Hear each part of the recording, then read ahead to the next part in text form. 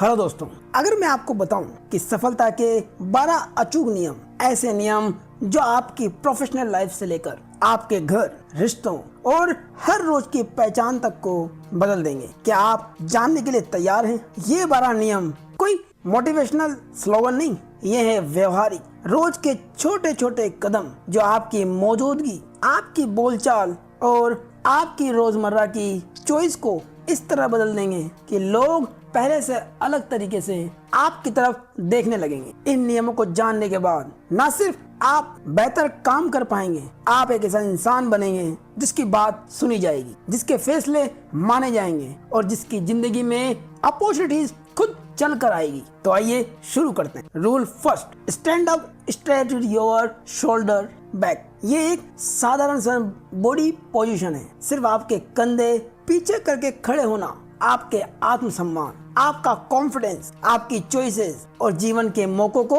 बदल सकता है। जब हम किसी को सीधा, ऊंचा और आत्मविश्वास से खड़ा देखते हैं, क्या आपने कभी सोचा है कि मस्तिष्क उस पोस्चर को देखकर कैसे बदल जाता है? छोटी छोटी पोस्चरल चीजें, हमारी हाइट, हमारा हौसला, दूसरों की नजर में हमारी वैल्यू को अपडेट कर देती है और इंसान की चेतना में ये स्थान और दर्जा तय करने वाला सिस्टम बहुत गहरा है जो आपके दिमाग में सम्मान के रूप में बैठा हुआ है। अक्सर लोग इस तरह से चलते हैं जैसे कोई बोझा उठाकर चल रहे हो, सिर को झुकाकर चलते हैं। काम का प्रेशर, असफलताएं या बचपन के कोई अनुभव जो धीरे धीरे इनर काउंटर को लो स्टेटस बता देते हैं। इससे एनर्जी कम होती है और एंजाइटी बढ़ने लगती है और आपके हाथ से मौके छूटने लगते हैं। रोजमर्रा के छोटे छोटे डिफॉल्ट्स बड़ा आकार ले लेते हैं जो आपकी जीवन शैली को प्रभावित करते हैं। लेकिन एक कंसिस्टेंट छोटी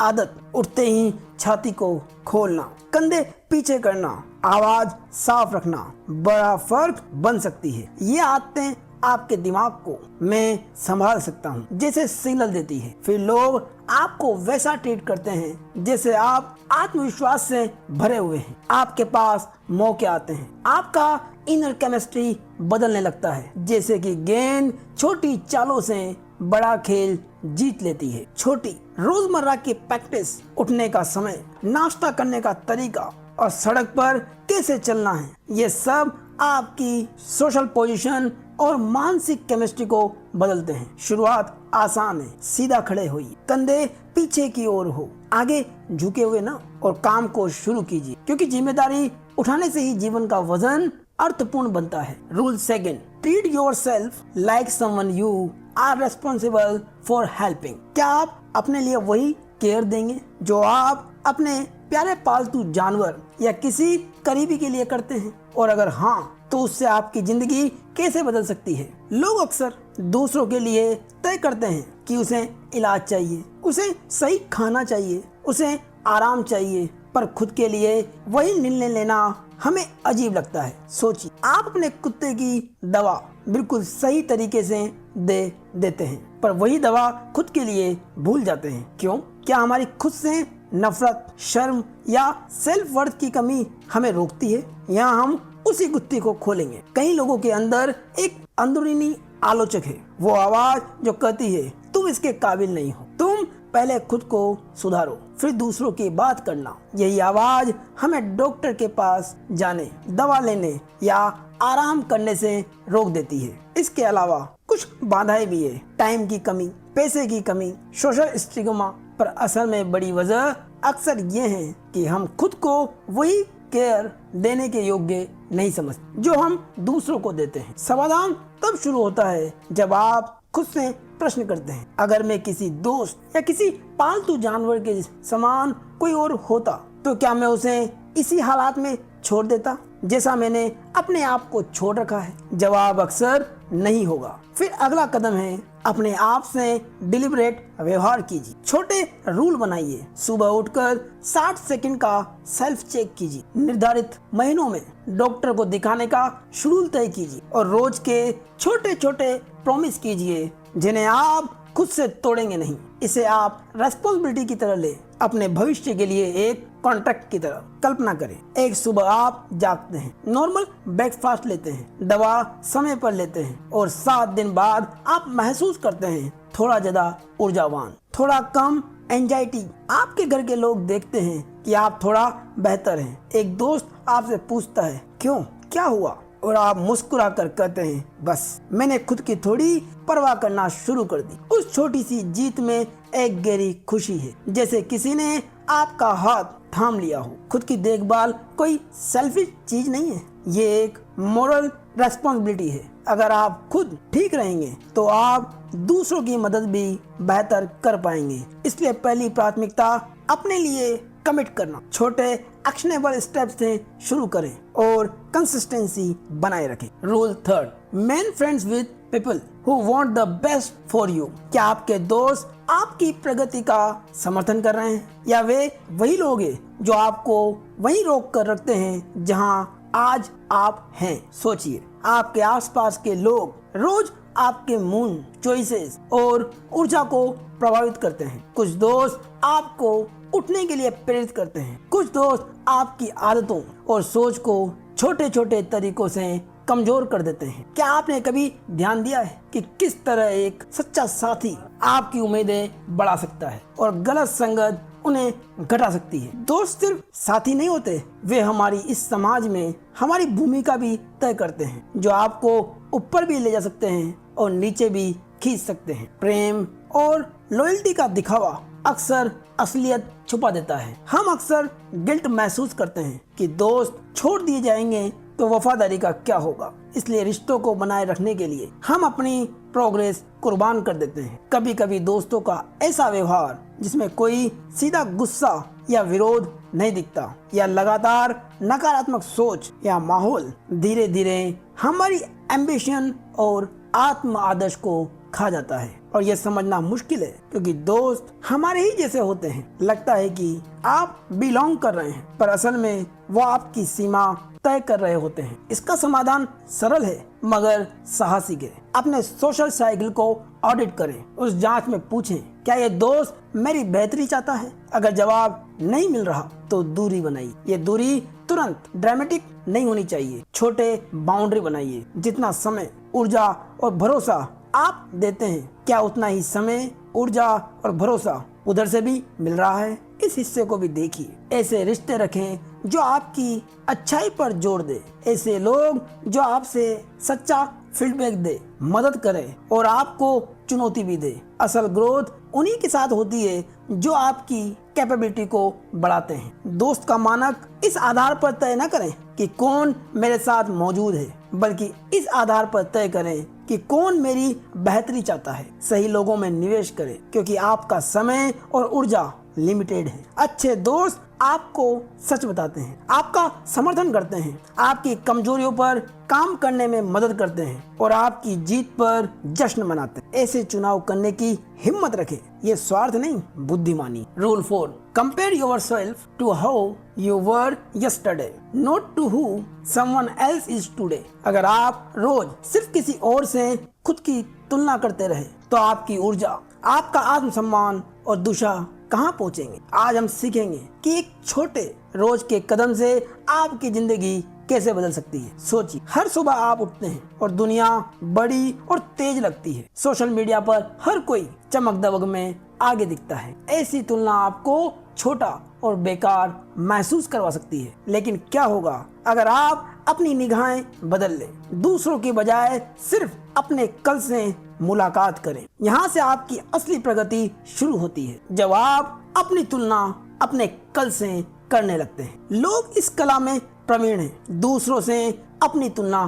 करने में। ये आसान है और तुरंत दर्द देता है। ये इंटरनल क्रिटिक, आपकी अंदरूनी आलोचना आपसे कहती है कि आप दूसरों से हमेशा कम हैं। इससे आपकी मोटिवेशन घटती है और आपकी एंजाइटी बढ़ती है और आप या तो नर्वस होकर ज्यादा मेहनत करने लगते हैं या फिर हतोत्साहित होकर कुछ भी नहीं करते। समस्या यह है कि बाहरी मापदंड अक्सर असंगत और अधूरे होते हैं। वो आपकी पूरी कहानी नहीं दिखाते। इसके साधारण और शक्तिशाली उपाय हैं कि तुलना से कैसे बचें। हर दिन एक छोटा मेजरेबल लक्ष्य चुनें, बस इतना कि कल से आप थोड़ा बेहतर बन सके। ये 1% सुधार का सिद्धांत कोई जादू नहीं है, ये कंपाउंड इफेक्ट की मानसिक आदत बनाता है। छोटे लगातार कदम आपके पहचान बदलते हैं। आप वही व्यक्ति बनते हैं जो अपने वादों का पालन करता है। आप दूसरों से तुलना करने की सोच को बदलकर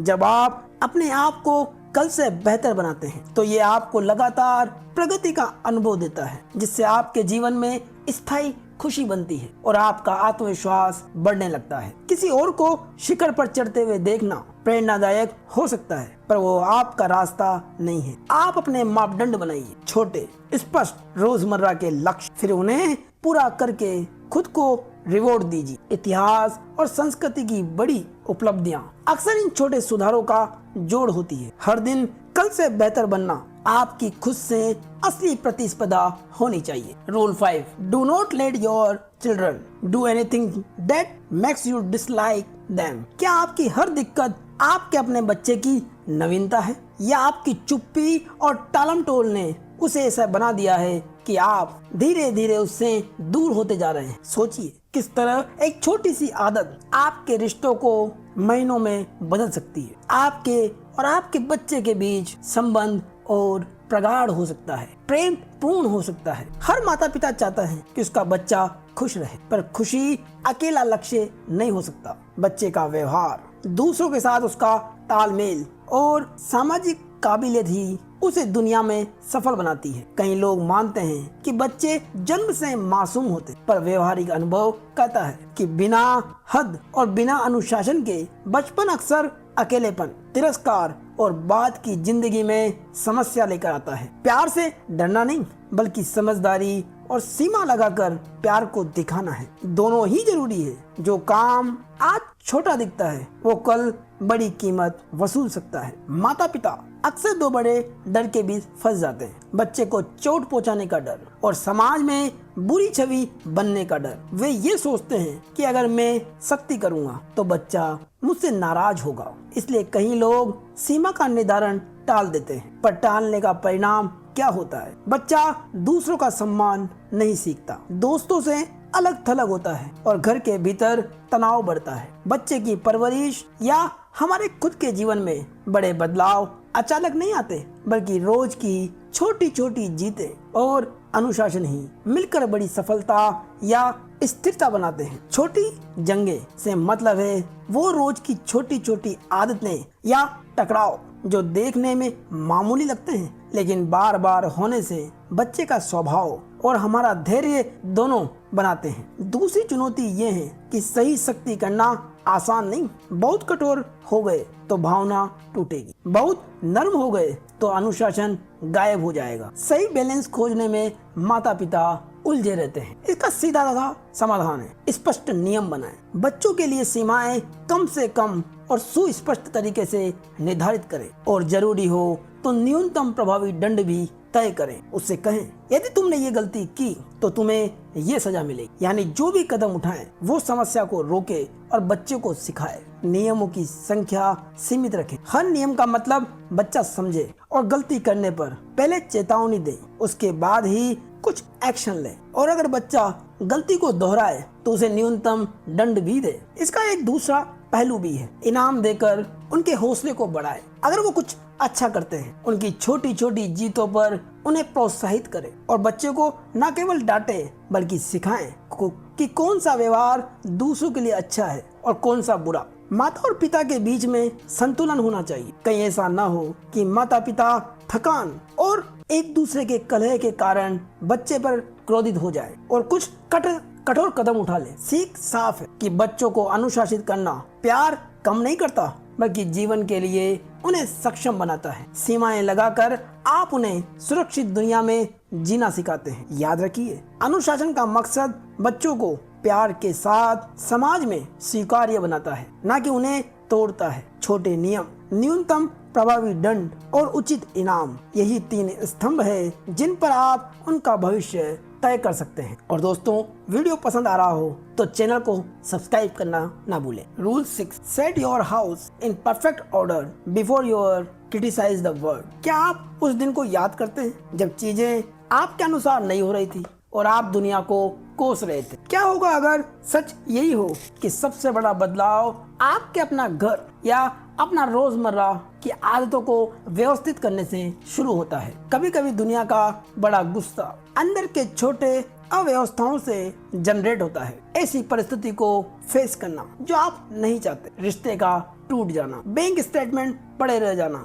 ये जो बाहरी अन्याय हम देखते हैं उसकी एक वजह यह भी होती है कि हमने अपनी छोटी सी जिंदगी ठीक से संभाली नहीं। क्या आप पहले खुद से पूछते हैं, क्या मैंने अपनी ही चीजें ठीक की, इससे पहले कि आप सार्वजनिक राय बदलने की मांग करें? लोग अक्सर बाहरी कारणों पर फोकस कर लेते हैं। सरकार गलत है, सिस्टम बेईमान है, समाज ही बुरा है। पर जब हम खुद की जिम्मेदारी टालते हैं, रिश्तों को सुलझाना, कर्ज का हिसाब रखना, स्वास्थ्य संबंधी आदतों को सुधारना, तो वही छोटी छोटी अनसॉल्व प्रॉब्लम्स समय के साथ भयंकर बन जाती। फिर वे हमारी दुनिया के खिलाफ एक विशाल अभियान बनकर उभरते हैं। क्यों मेरा भाग्य खराब है? पर असल में समस्या अक्सर हमारे रोज रोज के छोटे निर्णयों में छुपी होती। इसके लिए लेखक आसान सा समाधान देते हैं। अपनी जिंदगी के उन हिस्सों को ढूंढो जिनको आप नियंत्रित कर सकते हो। साफ सुथरा वर्क स्पेस, बिलों का हिसाब, रिश्तों में सच बोलना, शरीर की देखभाल, फिर हर रोज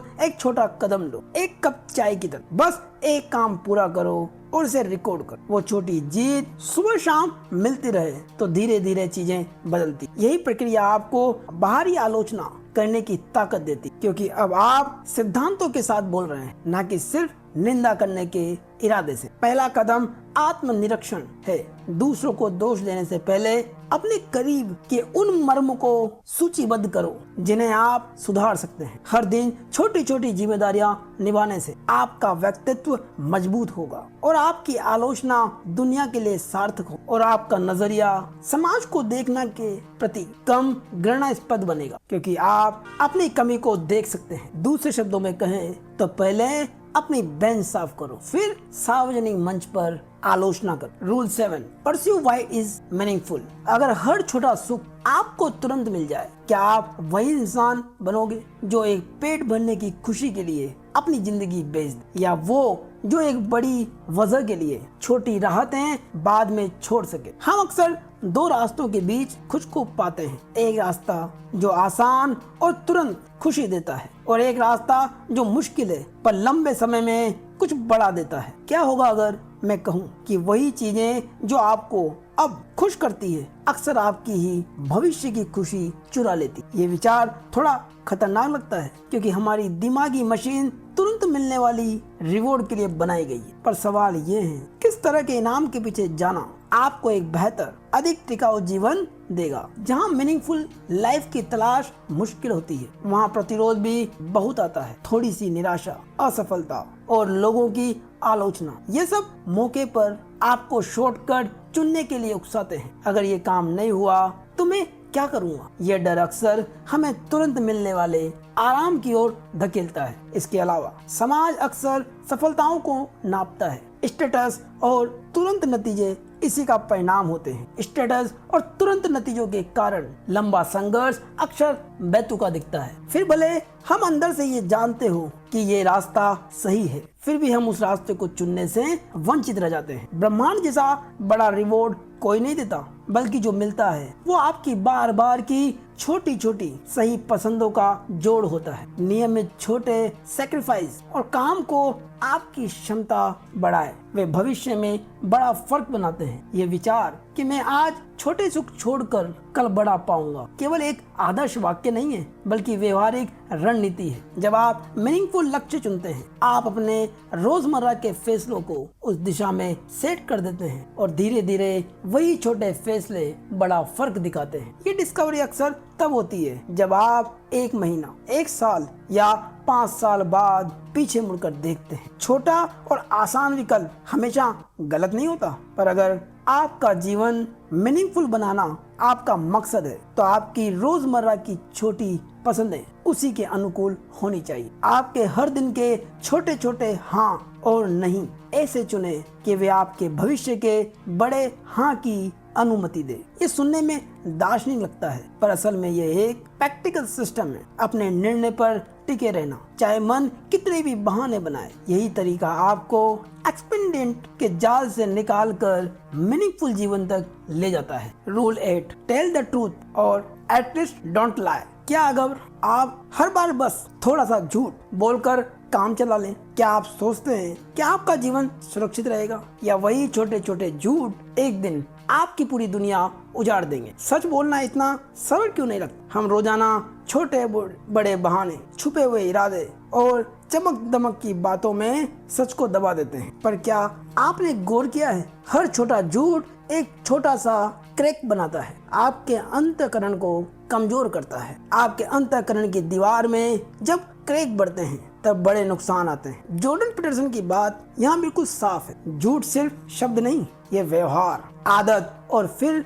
चरित्र बन जाता है, और चरित्र ही उस इंसान को बनाता है जो मुश्किल समय में टिकेगा या टूटेगा। सच बोलना मुश्किल इसलिए भी होता है क्योंकि सच अक्सर झगड़े, अस्वीकृति या शर्मिंदगी लाता है। कई बार सच बोलकर हम किसी का दिल तोड़ देते हैं, इसलिए हम बोलने से बचते हैं। दूसरा कारण है सामाजिक लाभ। झूठ तुरंत टकराव से बचा लेता है, स्टेटस को बचाता है या आपको कुछ पाने में मदद करता है। ये एक शॉर्ट टर्म उपाय है और इसका लंबा बिल बाद में आता है। सच बोलने का लाभ धीरे धीरे आता है लेकिन गहरा और स्थायी होता है। जब आप स्पष्ट और ईमानदार होते हैं तो लोग आपको भरोसेमंद मानते हैं, और भरोसा शॉर्टकट का सबसे बड़ा विरोधी है। सच बोलना आपके अंदर साइकोलॉजिकली इंटीग्रिटी बनाता है, एक तरह की स्थिरता जो मुश्किल समय में आपको टिकाए रखती है। सच बोलने के लिए एक व्यवहारिक तरीका प्रयोग में ले सकते हैं। छोटे छोटे सच की प्रैक्टिस करें, जहां आप छोटे झूठ बोलना छोड़ दें। यही अभ्यास बड़े सच कहने की हिम्मत जगाता है। सच बोलने का मतलब हर बार कठोर और क्रूर बनना नहीं, इसका मतलब है रेस्पॉन्सिबिलिटी लेना, अपने शब्दों के प्रति जवाबदेह होना। छोटे छोटे झूठों को छोड़िए और सच को प्राथमिकता दीजिए। इससे आपकी जिंदगी के बड़े से बड़े फैसले को गहराई मिलेगी और आपके फैसले टिकाऊ बनेंगे। Rule 9, assume that the person you are listening to might know something you don't। जब आप सच में सुनते हैं, क्या आप जानते हैं कि सामने वाला अक्सर अपना हल खुद बोलकर दे देता है? बस एक सही तरह का सवाल और सही तरह की सुनने की ताकत विकसित करने से सारी कहानी बदल जाती। हम में से ज्यादातर लोग बोलने के दौरान सोचते रहते हैं, सुनते नहीं। पर जो लोग सचमुच सुनना सीख लेते हैं वे अक्सर दूसरों के भीतर छिपे समाधान और सच्चाइयां निकाल लेते हैं, और वही बातें आपकी समझ और फैसलों को बदल सकती है। सोचना और बोलना जरूरी है, पर सुनना वो कला है जो आपको नई जानकारी, नया नजरिया और कभी कभी जिंदगी की दिशा दे देती है। सही तरीके से सुनना कठिन है। हमारा दिमाग अगला जवाब तैयार करता है। हम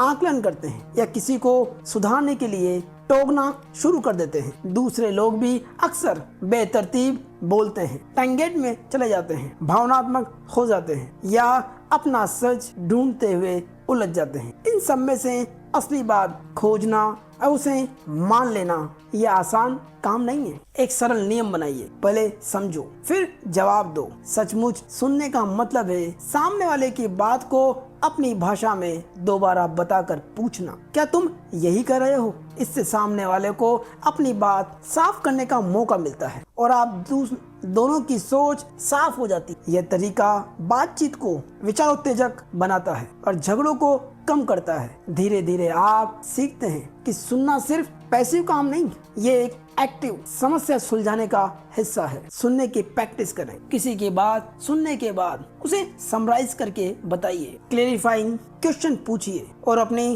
तात्कालिक प्रक्रिया को रोकिए। सुझाव देने से बचिए, इससे आप बहस नहीं बल्कि खोज कर पाएंगे। एज्यूम करना कि सामने वाला कुछ जानता है, ये घमंड को घटाता है और सीखने की गुंजाइश बढ़ाता है। मैरी क्यूरी एक प्रसिद्ध वैज्ञानिक, उनकी सफलता सिर्फ उनकी खोज नहीं थी बल्कि उनकी टीम के सदस्यों को सुनने की क्षमता में थी। प्रयोगशाला में निरीक्षण और दूसरों की रिपोर्ट सुन समझकर उन्होंने नई खोजों की दिशा पाई। रूल 10, कभी ऐसा हुआ है कि आपकी जिंदगी अचानक उलझ गई हो? रिश्ते, काम, मन सब कुछ जैसे धुंध में खो गया हो और आपको समझ ही ना आए कि कहां से शुरू करें। शायद वजह ये नहीं कि जिंदगी जटिल है बल्कि ये है कि आपने अपने शब्दों को सटीक नहीं किया, क्योंकि जब हम अस्पष्ट बोलते हैं हमारा मन भी वैसा ही धुंधला हो जाता है।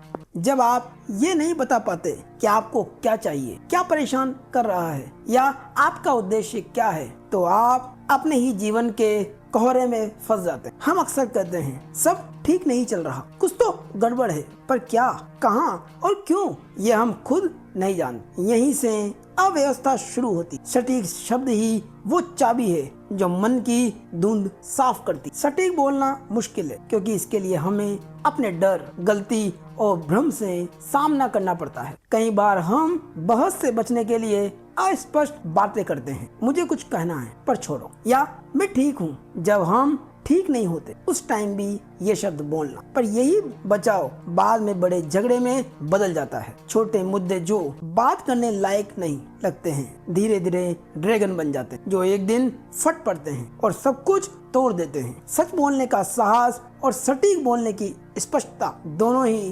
अनकंफर्टेबल होती है, पर यही डिस्कम्फर्ट आपको सत्य के करीब लाता है। जो चीज आपको परेशान कर रही है उसे नाम दीजिए, क्योंकि बिना नाम के कोई राक्षस और डर और ज्यादा भयानक लगता है। जब आप बोलते हैं मुझे गुस्सा इसलिए है क्योंकि मुझे अनदेखा किया गया है, तो आपके पास एक दिशा है, क्योंकि अब आप खोज में नहीं है, क्लैरिटी में है। इसलिए हर समस्या को स्पष्ट शब्दों में बांधिए। जैसे किसी डॉक्टर को दर्द का सही वर्णन करने से इलाज सही मिलता है, वैसे ही स्पष्ट बोलने से मानसिक घाव भरते हैं। आपका उद्देश्य, आपकी सीमा, आपकी पीड़ा अगर शब्दों में सही उतर जाए तो जीवन आधा हल्का लगने लगता है। हर बातचीत को छोटे छोटे हिस्सों में बांटिए। कभी किसी से कुछ कहने से पहले खुद से पूछिए मैं क्या कहना चाहता हूँ, और फिर उसे स्पेसिफिक बताइए। अगर आप किसी से नाराज हैं तो उसे ये मत कहिए कि तुम कभी मेरी परवाह नहीं करते, बल्कि उससे कहिए जब तुम बात करते वक्त फोन देखते हो तो मुझे उपेक्षित महसूस होता है कि तुम मुझे इग्नोर कर रहे हो। सटीक शब्द न केवल दूसरों को बल्कि आपको खुद को भी समझने में मदद करते हैं, क्योंकि जब आप शब्दों को साफ करते हैं आप अपना मन साफ करते हैं। Rule 11, do not bother children when they are skateboarding. क्या आपने कभी किसी बच्चे को देखा है जो साइकिल से गिरने के बाद भी फिर उठकर चल देता है, या किसी लड़के को जो स्केटबोर्ड पर गिरता है और अगले ही पल फिर से कोशिश करता है? हम अक्सर ऐसे बच्चों को रोक देते हैं, सावधान रहो, मत गिरो, ये खतरनाक है। लेकिन क्या होगा अगर वो गिरना ही उनकी ताकत का असली सबक हो? जब बच्चे खतरे से खेलते हैं तो वो केवल मस्ती नहीं कर रहे होते, वे जीवन के नियम सीख रहे होते हैं। स्केटबोर्ड पर हर गिरना, हर चोट उनको सिखाता है संतुलित रहना, उनकी हिम्मत को बढ़ाता है, उनकी मास्टरी बढ़ाता है। अगर हम उन्हें हर बार रोक दें तो हम केवल उनका बचाव नहीं कर रहे, हम उनका विकास रोक रहे हैं, क्योंकि सुरक्षा और क्षमता एक दूसरे के विपरीत है। जो हमेशा सुरक्षित रहना चाहता है वो कभी मजबूत नहीं बन पाता। आज की दुनिया बच्चों को ओवर प्रोटेक्ट करने लगी है। हर चीज के नियम, हर कोने में वार्निंग साइन, भागो मत, ऊपर मत चढ़ो, गंदे मत हो। पर जब प्लेग्राउंड बहुत सेफ बना दिया जाता है तो बच्चे खेलना बंद नहीं करते, वो खेल को और खतरनाक तरीकों से खेलने लगते हैं, क्योंकि उनके अंदर एक स्वाभाविक अर्ज होती है सीमाएं तोड़ने की, खुद को परखने की। बच्चे रिस्क को मिनिमाइज नहीं करना चाहते, वो उसे ऑप्टिमाइज करना चाहते हैं। मतलब वो खतरे को खत्म नहीं करना चाहते, बस इतना लेना चाहते हैं जिससे वो बढ़ सके। अगर आप हर गिरावट से बच्चे को बचाएंगे तो एक दिन वो जिंदगी की असली गिरावट सह नहीं पाएंगे। खतरा, डर और जोखिम ये सिर्फ खतरे नहीं है, ये वो जगह है जहाँ आत्मविश्वास जन्म लेता है। एक बच्चा जब स्केटबोर्ड पर बैलेंस बनाना सीखता है वो केवल खेल नहीं रहा, वो सीख रहा है संतुलन बनाए रखना जब जिंदगी असंतुलित हो जाए। लेखक कहते हैं अपने बच्चों की इतनी हिफाजत मत करो कि उन्हें कभी अपनी हिफाजत करना ही सीखने में ना आ सके। सच्ची परवरिश का मतलब ये नहीं है कि आप बच्चे को हर मुश्किल से बचा लें, बल्कि ये है कि आप उसे सिखाएं मुश्किलों से कैसे निपटना है। जब वो गिरता है और उठता है तो उसकी आत्मा कहती है मैं कर सकता हूँ। यही कॉन्फिडेंस आने वाले जीवन के तूफानों में उसकी सबसे बड़ी ढाल बनती। बच्चों को सेफ मत बनाओ, उन्हें स्ट्रॉन्ग बनाओ। Rule 12, pet a cat when you encounter one on the street. कभी सोचा है कि एक आम सी बिल्ली का हल्का सर ठोकर तुम्हारे दिन को कैसे बदल सकता है। ये छोटी अनपेक्षित मुलाकात कभी कभी जिंदगी के भारी सवालों को थोड़ी देर के लिए कम कर देती। हम रोज नजदीकी दुनिया को बड़ी तेजी से पार कर जाते हैं, काम, कॉल, टू डू लिस्ट, पर कभी कभी एक छोटी रुकावट, सड़क किनारे बैठी बिल्ली, हमें वापस वर्तमान में ला देती है। क्यों एक बिल्ली का दिमाग और दिल पर इतना असर होता है? ये सिर्फ नर्म फर नहीं, ये एक छोटा सा संकेत है जो उन्हें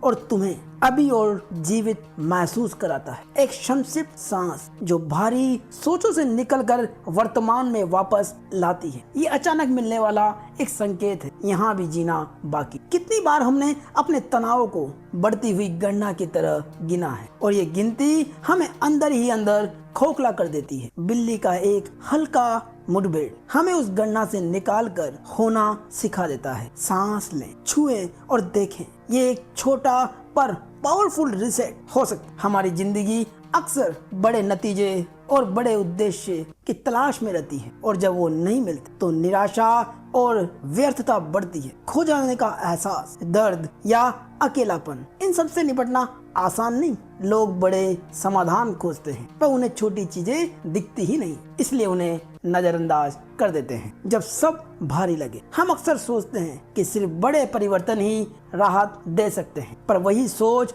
हमें छोटी उम्मीदों से काट देती और छोटी उम्मीदें ही अक्सर हमें आगे रखने वाली होती। यहाँ मिलती है एक सरल पर महत्वपूर्ण सीख। बेहतरीन बदलाव हमेशा बड़े नहीं होते, छोटे रोज के क्षण, एक बिल्ली को सहलाना, एक पड़ोसी से हंसकर बात करना, ये दिमाग का जिम है। ये अभ्यास हमें सिखाता है महसूस करना, छोटी छोटी चीजों में खुश होना और वापस काम पर लौटना। ये सब कौशल है जिन्हें हम मजबूत कर सकते हैं। जब हम छोटे सुखों की इजाजत दे देते हैं तो हमारी क्षमताएं बढ़ती है। हम जिंदगी की जटिलताओं से लचीलेपन के साथ निपटना सीखते हैं। ये एक तरह का छोटा नाम मत का प्रशिक्षण है जो भविष्य के बड़ी चुनौतियों में काम आता है। कल्पना कीजिए आप तेज बारिश से बचते हुए एक पेड़ के नीचे रुके हैं। सामने एक धूल भरी बिल्ली आती, आपकी टखने की ओर नजर डाल, फिर धीरे धीरे सर ठोकर देती। आपकी उंगलियों पर हल्की सी कंपन, उसके गुदगुदे हुए फर की नमी। दिल अचानक हंस पड़ा, एक छोटे अस्पष्ट सुख से, और वही हल्का आनंद आपके पूरे शरीर में फैलता है। ये छोटी सी खुशी उस बड़े तनाव के खिलाफ एक काउंटर पॉइंट पेश करती है, जैसे संगीत में अचानक एक सुगत नोट आ जाना। रोजाना एक से दो छोटे स्थिर पल चुने, शांति से एक पेड़ के नीचे खड़े होना, रास्ते में किसी जानवर पर ध्यान देना, या सिर्फ 60 सेकंड के लिए आंखें बंद कर गहरी सांस लेना। यह अभ्यास धीरे धीरे बड़ी मानसिक सहनशीलता बनाता है। याद रखिए ये 12 रूल्स कोई जादू की गोली नहीं है, ये रोज के छोटे छोटे फैसलों का कंपाउंड असर है। जब आप अपनी बॉडी पोजीशन से शुरू करते हैं, खुद की कद्र करते हैं, सही लोगों के साथ रहते हैं और सच बोलते हैं, तो छोटी आदतें एक एक करके आपकी पहचान, आपके रिश्ते और आपकी तकदीर बदल देती। आज ही एक नियम चुनिए, सिर्फ एक। कल वही आदत आपकी हिम्मत बढ़ा देगी, आपका व्यवहार बदलेगा और आपके बदलाव को लोग नोटिस करें। तो तैयार हो जाइए, अब आपकी बारी। और दोस्तों वीडियो पसंद आया हो तो लाइक करें, कमेंट करें, चैनल को सब्सक्राइब करें और हाई बटन पर क्लिक करें। धन्यवाद।